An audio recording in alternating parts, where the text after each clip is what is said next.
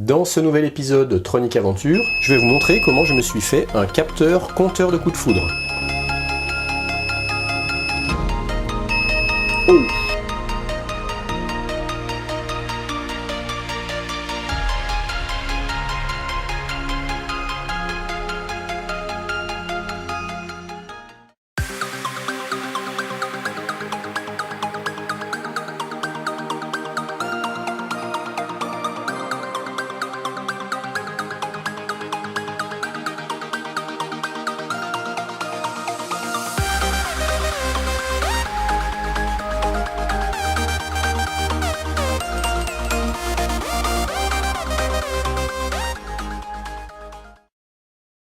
Ici j'ai une antenne reliée à un Arduino. Ici j'ai une matrice à LED qui fait office de bar graphe, c'est-à-dire que plus le coup de foudre sera fort et proche, plus le nombre de lignes de LED s'allumera. Ici j'ai un buzzer qui sonne à partir d'une certaine intensité de coup de foudre. Et puis ça, c'est un ancien montage que j'avais fait dans le tuto numéro 252 qui était un compteur binaire. Je viens relier ce montage-là à celui-là et ça me permet ici de cumuler, de compter le nombre de coups de foudre. Ce montage m'a permis de capter des coups de foudre jusqu'à 30 km aux alentours. Quand la détection est très faible, c'est la première ligne qui s'allume. Il n'y a pas d'alarme qui s'active et il n'y a pas de compteur qui s'active. Par contre, quand il y a un signal plus important, le buzzer s'active, ça incrémente ici sur le compteur. Donc plus le signal est fort, plus j'ai un nombre important de lignes de la matrice à LED qui est allumée. Et pour vous montrer la sensibilité du dispositif, plus je vais approcher ma main, plus l'antenne va recevoir. Vous voyez, et quand je la mets très proche, eh bien là je suis au maximum. Et bien en fait ce dispositif s'active également avec des champs électromagnétiques produits par des coups de foudre. Je ne suis pas un pro des ondes et des phénomènes électromagnétiques, mais ce que je peux déjà vous dire, c'est que ce montage, il réagit à l'électricité statique.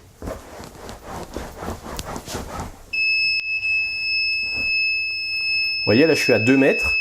Et l'antenne elle reste chargée pendant un bon petit moment. Il va également réagir à tous les champs électromagnétiques produits par le courant secteur alternatif en 50 Hz. Vous voyez, si je mets sous tension cette multiprise, ça capte le 50 Hz. Et si j'allume à proximité une lampe 12 volts avec un transfo ici, la perturbation est encore plus grande. Et il percevra également tous les champs électromagnétiques émis par des coups de foudre. Pour utiliser ce dispositif en capteur compteur de foudre, ça veut dire qu'il faudra l'éloigner de tout ce qui rayonne du 50 Hz, du secteur 220 volts, ça veut dire multiprise, transfo, et également il ne faudra pas alimenter ce montage avec un transfo branché sur le secteur, sinon tout le dispositif sera parasité par le 50 Hz. Donc ça veut dire qu'il faudra l'alimenter avec une source de courant continu, donc soit des piles, soit un accu. Moi je vais utiliser un accu LiPo 3S qui donne du 12 volts. Pour l'antenne, c'est très simple, je prends un fil de cuivre nu ou isolé, moi dans mon cas il est nu, je fais une boucle, et puis je viens planter ma boucle dans la broche Analog In A0 de l'Arduino. Avec la fonction Analog Read du code Arduino, je vais venir lire la tension provoquée par cette antenne, et puis je vais la convertir en valeur numérique, que le programme pourra ensuite traiter pour piloter le buzzer, la matrice à LED et le compteur. Pour capter au mieux les signaux émis par la foudre, eh bien, il faudra plutôt placer le dispositif soit près d'une fenêtre, soit près d'un Velux, et l'éloigner de toute source de rayonnement du courant secteur en 50 Hz. Concernant la taille de l'antenne, on pourrait être tenté d'en faire une plus grande pour améliorer sa sensibilité et capter des coups de foudre encore plus éloignés. Mais le problème, c'est qu'on est du coup beaucoup plus vite parasité par le 50 Hz du courant secteur. Donc ça pourrait marcher si on se mettait soit en extérieur, mais il faut faire attention justement de ne pas se prendre la foudre, ou alors se mettre dans un bâtiment qui ne serait pas du tout alimenté en courant secteur. Voilà le schéma du branchement. Ici on a l'Arduino Uno, ici le driver Max 7219, ici la matrice à LED 8x8, ici mon antenne circulaire. Alors l'antenne circulaire, je vais venir la brancher sur la broche Analog A0 de l'Arduino. Le driver Max 7219, je vais le relier à l'Arduino Uno de cette façon. La broche Digital 12, je vais la relier à la broche D-In du Max 7219. La broche Digital 11, je viens la relier à la broche Clock du 7219. Et puis la broche Digital 10, je viens la relier à la broche Load du Max 7219.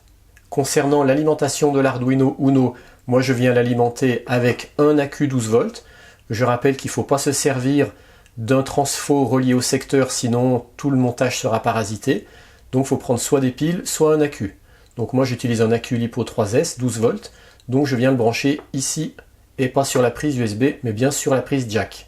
En sortie, le 5 volts qui ressort là, je viens le relier à la broche d'alimentation 5 volts du Driver Max. Ensuite, la broche i7, celle qui est juste à gauche de la broche 5 volts, à travers une résistance de 10K, et puis la broche ground de l'Arduino. Je vais venir la relier aux deux broches ground du Max 7219, c'est les deux là. Et puis ce point d'intersection qui va à la fois au 5 volts et à la broche i7, je viens le relier également au ground de l'Arduino à travers un petit condensateur de 10 microfarad. Ensuite, la broche Digital 7, c'est là que je vais venir brancher deux choses.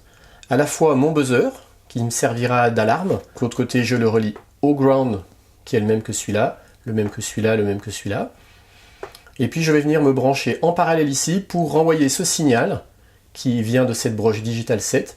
Je l'envoie à l'entrée de mon montage compteur binaire que je ne vais pas réexpliquer ici parce qu'il a déjà fait l'objet d'une précédente vidéo. Je vous mettrai le lien vers cette précédente vidéo si vous voulez reproduire ce compteur binaire. Ce montage fonctionne très bien sans compteur binaire, mais si vous voulez vous rajouter un compteur, vous pouvez vous rajouter le montage compteur binaire que j'ai présenté dans une précédente vidéo. Il suffit de le relier comme ça et ça marche très bien. Et ensuite, il ne nous reste plus qu'à venir brancher la matrice à LED au Driver Max 7219. Alors je ne vais pas réexpliquer tous les branchements de la matrice à LED avec le Driver Max, puisque je l'ai déjà présenté dans une précédente vidéo. Je vous mettrai également le lien vers cette vidéo.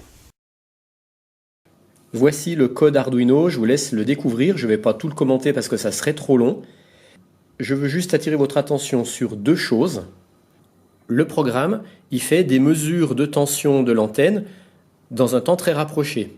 Et le problème, c'est que quand il y a un coup de foudre qui est assez fort, l'antenne va mettre du temps à se décharger. Elle va rester pendant un petit moment, genre 5 à 6 secondes, chargée. Pour éviter que le programme, à chaque lecture, considère que c'est un coup de foudre et qu'il compte plusieurs fois un même coup de foudre, eh bien, quand j'aurai un signal de foudre qui sera important, le code Arduino va faire qu'il y aura une assez longue pause de à peu près 10 secondes pour laisser à l'antenne le temps de se décharger afin de ne pas compter plusieurs fois un même coup de foudre parce que l'antenne mettrait du temps à se décharger. Et puis la deuxième chose sur laquelle je vais attirer votre attention, c'est qu'au repos, l'antenne elle n'est pas à 0. Si on ouvre le traceur série, si l'antenne est vraiment pas du tout parasitée, elle est à peu près à 320, on le voit dans le traceur série, on le voit très bien. Et maintenant je vous montre le traceur série quand l'antenne est légèrement brouillée par du 50 Hz ambiant, on voit très bien qu'elle oscille à peu près autour du 320. C'est pour ça que dans le programme, j'ai la formule valeur absolue de la différence entre la valeur mesurée et le 320. Ce que je voudrais pas, c'est quand le programme fait son échantillonnage de mesure, il se trouve qu'à ce moment-là, la valeur soit de 280 et que du coup, il considère qu'il n'y a pas de coup de foudre, alors qu'en fait, si, il y a bien eu perturbation par la foudre, parce que quand la foudre est détectée par l'antenne, c'est une onde sinusoïdale qui va tourner autour du 320, et donc je voudrais que le code détecte aussi bien les valeurs au-dessus du 320 que les valeurs en dessous du 320. Comme d'habitude, ce code programme, je le mettrai dans le premier commentaire épinglé de la vidéo, de façon à ce que vous puissiez facilement faire un copier-coller et le balancer dans votre propre Arduino. Après un mois d'attente, j'ai peut-être enfin une cellule orageuse en approche. Donc je vais mettre en route le dispositif pour essayer de capter la foudre, voir si ça marche.